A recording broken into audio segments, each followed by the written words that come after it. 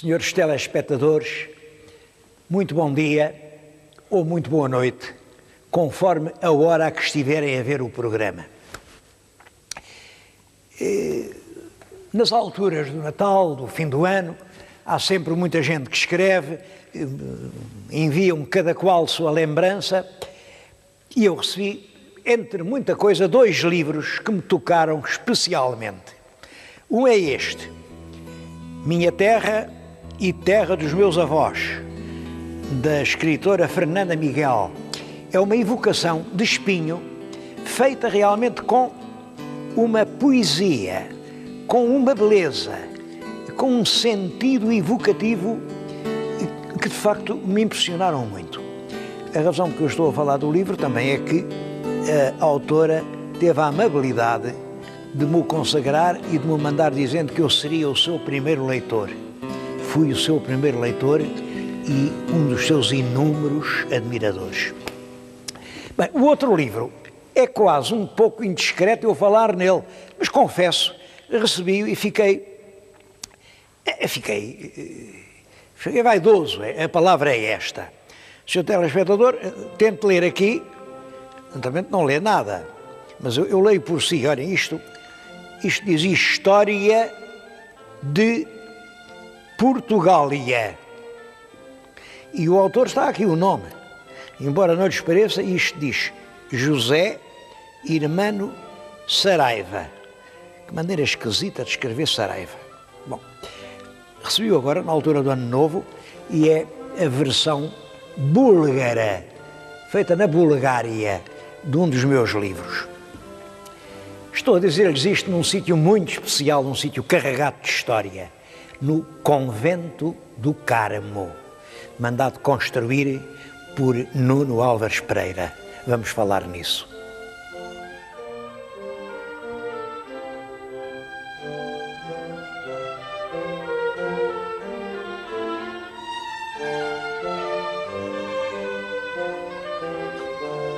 Nuno Álvares Pereira é uma das figuras mais fascinantes, mais curiosas e também mais mal conhecidas da história portuguesa.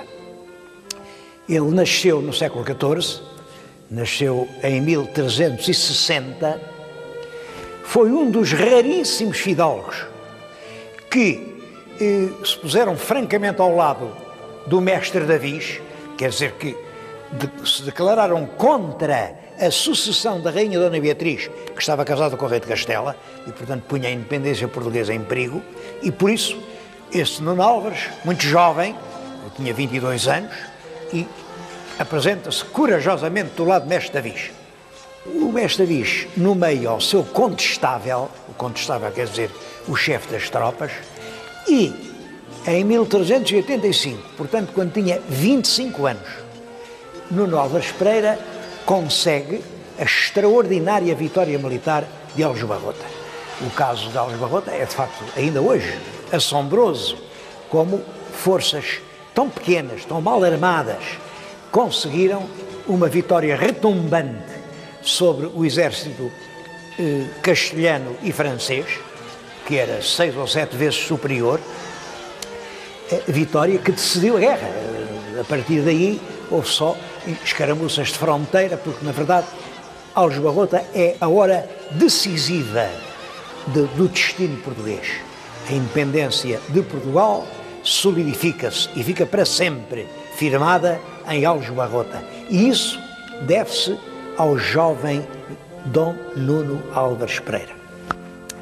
Ele, poucos anos depois, isto é em 1385, 4 anos depois, em 89, iniciou a construção, aqui no morro, um morro que ficava sobre o Rocio, a construção de uma igreja e de um convento em honra da Senhora do Carmo. Já num programa já lhes falei da importância que tem na religião católica a invocação da Senhora do Monte do Carmo, ou do Monte Caramelo. Ele começa aqui a fazer uma igreja, isto em, portanto, 1389. É muito difícil, porque eram terrenos resvaladiços, eram areias frágeis, isto por várias vezes caiu, ruiu, daí ficou até aquela frase popular, quando se ouve um grande barulho, uma coisa a desabar, que diabo é isto? Lá caíra outra vez o Carmo e a Trindade. Isso vem dos grandes desmoronamentos que havia aqui, mas o contestável exige, ele quer fazer aqui a igreja, e conseguiu fazê-la. Enfim, ela depois caiu no terremoto de 1755, caiu e ardeu, houve um incêndio cá dentro. Eu estou-lhes a falar numa das capelas que escaparam à fúria do terremoto, mas se virem bem, nas paredes, a pedra parece que foi carcomida. Bom, é que o incêndio provocou o calcário, transformou-o em cal, e depois a cal separou-se e a pedra ficou com este aspecto. Esta era uma das capelas prediletas do Condestável. Ele vinha aqui rezar muitas vezes e foi aqui, numa cova além daquele lado, que ele fez enterrar a sua própria mãe. O Condestável era muito dedicado à mãe, foi aliás a pessoa que o criou, ele mal conheceu o pai. Chamava isto a Capela da Senhora da Boa Morte. Ele depois, já no fim da vida, mas ainda durante 9 anos, viveu aqui no Carmo. Não é verdade que vivesse como frade, essa história do Frei Nuno de Santa Maria, tudo isso são lendas. Ele nunca foi frade, nunca vestiu um hábito religioso, mas veio para aqui na condição de pobre, na condição de mendigo. Isso também é muito impressionante. Ele chegou a querer e a discutir com o rei, ele queria ganhar a vida a pedir esmolas pelas ruas de Lisboa. Ora, ele era, claro, o fidalgo mais rico do país, era senhor de quase metade de Portugal. Como é que ele andava a pedir esmola? Além disso, a filha única dele estava casada com um filho do rei. Portanto, ele era sogro do filho do rei. O rei não podia concordar que ele andasse como mendigo a pedir esmola na rua. Então veio-se meter aqui, mas veio-se meter aqui à porta, assim numa espécie de alpendre que havia à entrada, vinha com um vestido, um manto deste tamanho, nunca mais o mudou. Ele ainda viveu 9 anos. Esteve 9 anos sempre com a mesma roupa, que ao fim dos 9 anos, naturalmente, já não era branca, já era, enfim, numa cor castanhada. E isso é que dá origem à lenda de que ele teria vestido o hábito de frade. Nunca vestiu. Podemos, pelos documentos existentes, garantir que ele nunca foi frade. Viveu aqui como pobre. Como pobre, a fazer bem, a dar esmolas, e foi aqui que se enterrou. A rainha Dona Maria I ainda tentou pôr em pé algumas capelas, há aí reconstruções que são do tempo da rainha Dona Maria, mas quando triunfa o liberalismo, em 1834, acabou as obras e isto ficou para sempre uma capela semi-destruída. Chegou até hoje como museu porque em 1863, portanto umas dezenas de anos, sobre o triunfo dos liberais, uma grande figura, o Joaquim Posidónio Narciso da Silva, conseguiu que o governo lhe entregasse estas ruínas para ele fazer aqui um museu e reunir aqui peças que estavam a ser destruídas, que estavam a ser vandalizadas em todo o país, e onde ele passava e via uma coisa em perigo, trazia e guardava aqui.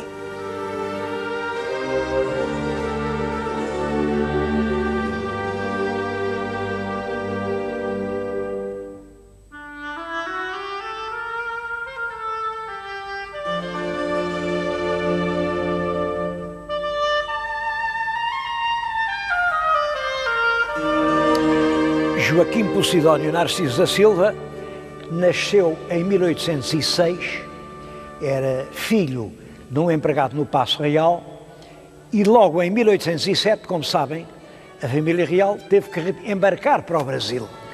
Perante as invasões francesas, a família real embarca e vai para o Brasil. Bom, e ele, com 1 ano, vai com os pais para o Brasil. Lá esteve até 1822, que é quando a corte regressa, e já nessa altura ele desenhava, tinha feito lá os seus estudos, considerava-se um artista. Em 1822 a vida em Lisboa era inquieta, turbulenta, revolucionária, e ele foi-se embora. Foi daqui para Paris, esteve alguns anos em Paris a estudar com os melhores arquitetos do seu tempo. De Paris foi para a Itália, passou 2 anos também em Itália a estudar e regressa por fim a Portugal, enfim, já formado, um arquiteto e cheio de ideias. E uma das ideias, naturalmente, é salvar o património, as obras de arte que estão por toda a parte a ser destruídas, e ele junta as peças, trabalha nisso, sempre protegido pelo rei Dom Fernando II, de quem era muito amigo, até aos 90 anos. É ele quem funda, em 1863, a Associação dos Arqueólogos Portugueses. Hoje, este velho convento, fundado pelo Condestável, é a sede da Associação dos Arqueólogos Portugueses, que tanto tem feito para defender o nosso património ameaçado.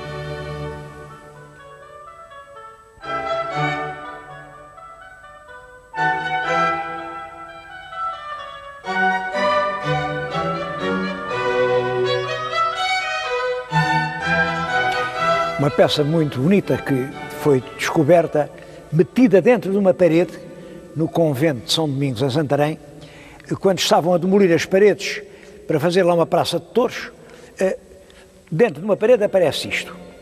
Isto é um cavaleiro do século XIV, é o Fernão Sanches, era filho do rei Dom Dinis, mas filho bastardo.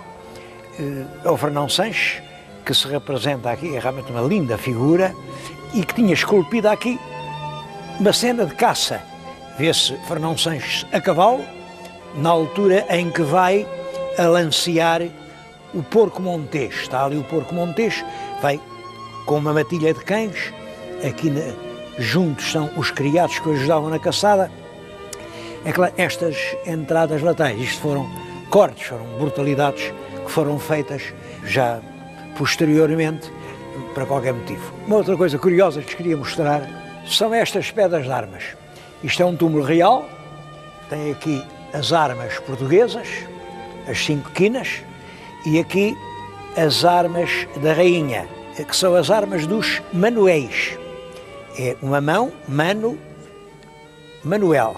Mano é o emblema de Manuel. É curioso que esta palavra Manuel entrou em Portugal por causa do casamento do nosso rei Dom Pedro com a dona Constança Manuel, e o apelido Manuel ficou depois ligado à Casa Real. É por causa dessa Constança Manuel que o nosso rei Dom Manuel I, o Venturoso, se chamou Manuel.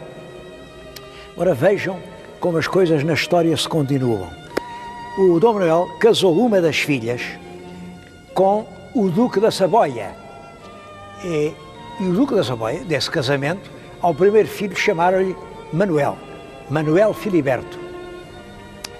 Bom, os Manuéis ficaram na Casa da Saboia até hoje. O príncipe herdeiro da antiga monarquia italiana chama-se Vítor Manuel e o filho dele chama-se Emanuel Filiberto. Ninguém, já nem na família Saboia, sabe que isso vem do nosso rei Dom Manuel I.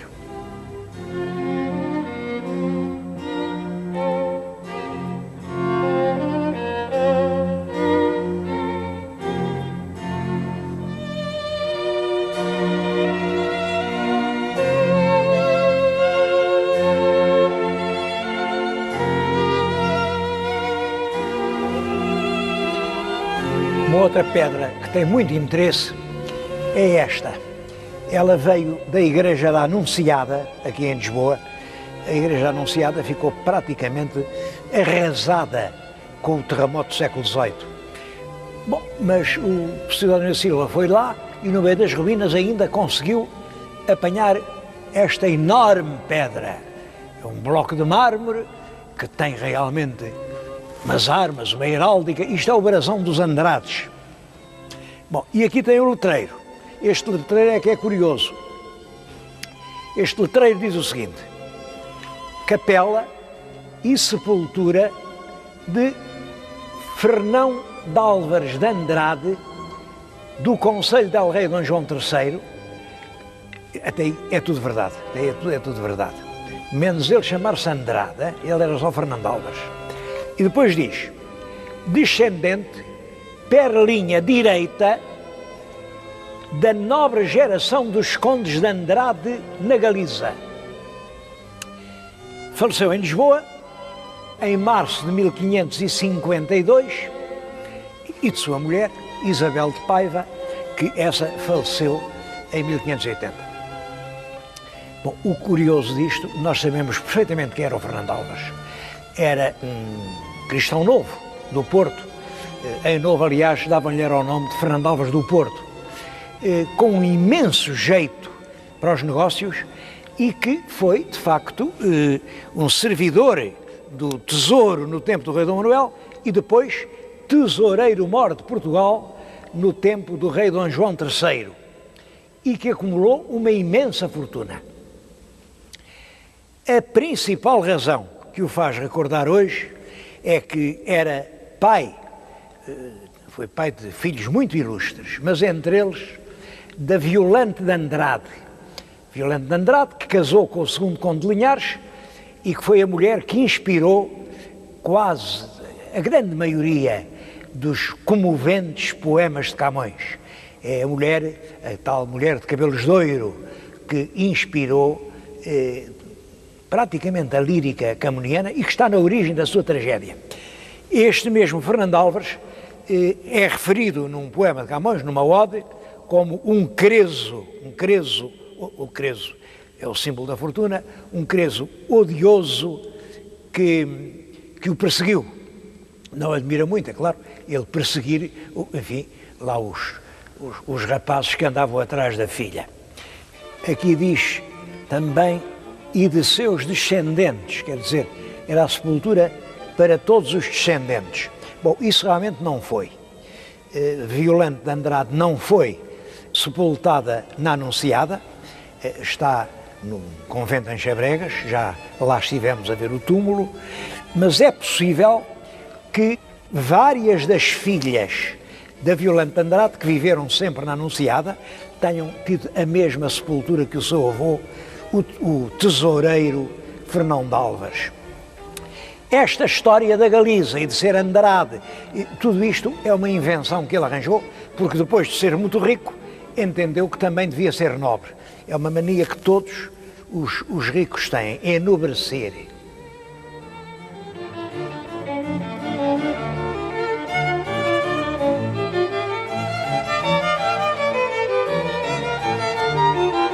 Camões, como sabem, é o autor dos Lusíadas, um poema consagrado aos feitos daqueles barões assinalados, é como ele diz, barões assinalados, quer dizer, portugueses ilustres, que navegaram por mares nunca antes navegados e que, entre gente remota, edificaram novo reino que tanto sublimaram. É claro que este novo reino edificado entre gente remota é a Índia portuguesa. Ora bem, eu estou diante de um monumento que refere de uma forma muito eloquente um desses barões assinalados. É a lápide sepulcral de Afonso Martim de Sousa, que foi governador de Goa. Afonso Martim de Sousa vem de Goa, traz esta pedra, é uma escultura indiana, aí do século XI ao século XII, representa um herói indiano. Aqui está o herói a vencer uma batalha, aqui estão os anjos a levá-lo para o céu, ali está ele já no céu, entronizado. E agora vejam bem o outro lado da pedra. São as armas dos Sousas do Prado, a cuja família pertencia o Afonso Martim de Sousa. Quer dizer, ele respeitou inteiramente a escultura indiana, que para ele era uma escultura pagã, mas no lado de trás fez as suas armas que cobriram a sua sepultura. Guardam-se aqui centenas de peças cuja história merece ser contada, mas é claro, não tenho tempo para tudo, não queria deixar de lhes mostrar esta figura. Isto é uma coisa do século XIII, vem de Santarém, estava na capela de São Miguel de Alcáçova, portanto, na capela do Palácio Real, e desde sempre se disse que é a estátua do primeiro rei de Portugal, a estátua de Dom Afonso Henriques. É claro que não podemos ter a certeza, mas todas as probabilidades são no sentido de que, no século a seguir à vida de Dom Afonso Henriques, há uma verdadeira emoção popular. Contam-se os feitos do nosso primeiro rei, que brandia a sua espada, que implantou a cristandade nesta terra portuguesa, e penso que este busto, que é, como lhes digo, do século XIII, representa de facto o primeiro rei de Portugal.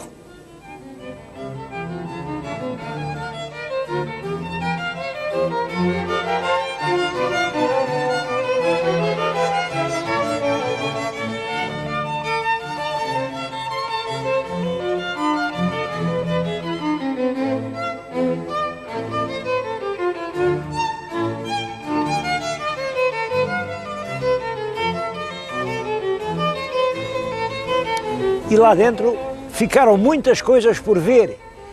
Não lhes mostrei, por exemplo, aquelas múmias que vieram do Peru, ou os alabastros de Nottingham, um sarcófago egípcio, ou o túmulo de um cardeal português do século XV, um homem que ajudou muito o Dom João I na Revolução, ou aquele túmulo do Grão Prior de Cristo, que é tão bonito. Ou, imaginem, a própria escultura sepulcral do Frei Gil de Santarém. Frei Gil de Santarém, como sabem, é o grande sábio, é o grande médico, é o grande bruxo, é o grande santo, é uma das figuras mais esquisitas e controversas do nosso século XIII.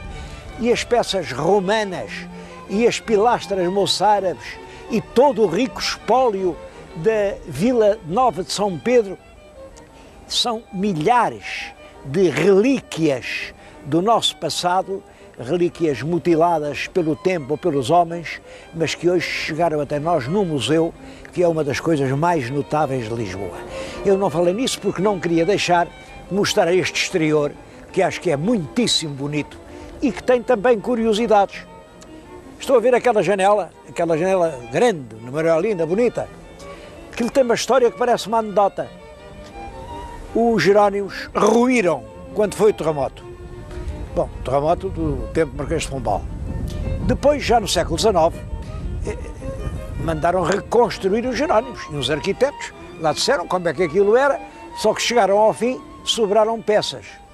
Sobraram peças e ficaram lá arrecadadas num espaço que depois pertenceu à Casa Pia. E aí o senhor provedor da Casa Pia escreveu aqui para a Associação dos Arqueólogos: olha, tenho aqui umas peças muito grandes, vocês querem-nas? É claro, os arqueólogos disseram: queremos, sim senhor.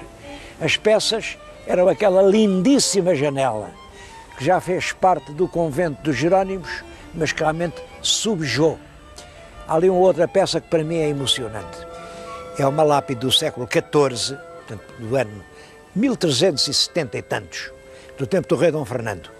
E é a lápide da fundação de uma sinagoga na cidade do Porto. É uma grande inscrição que diz mais ou menos isto: o rabi que servia ao rei e que gozava da proteção real, queixa-se de que, apesar de toda essa proteção, não lhe deixaram fazer a sinagoga dentro dos muros da cidade do Porto e que, por isso, a sinagoga teve que ser aberta fora de muros. É um dos documentos mais interessantes para a história dos judeus em Portugal no século XIV. Também, se não fosse a Associação dos Arqueólogos, esta pedra já não existia.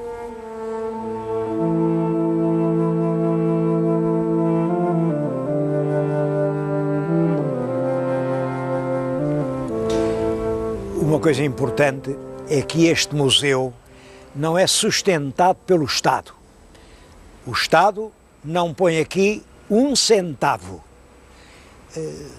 Todas as despesas, o pessoal, tudo isto é inteiramente custeado pelas entradas dos visitantes. Não julguem que as entradas são assim muito caras, não. Dentro dos preços dos museus por esse mundo é do mais barato que há. 2,5 €, quer dizer 500 escudos, uma entrada para ver realmente peças de um extraordinário interesse. Ultimamente o museu teve grandes obras, isto tudo foi refeito, é um museu novo que se pode ver, mas está com uma dificuldade: é que aquela entrada que se fazia pelo elevador, ao elevador de Santa Justa, depois havia uma grande passarela de aço Mas essa passarela apoiava-se num prédio que depois do incêndio do Chiado ficou pouco seguro. Foi preciso fazer obras. Resultado, desde há 7 anos que ninguém pode passar na passarela.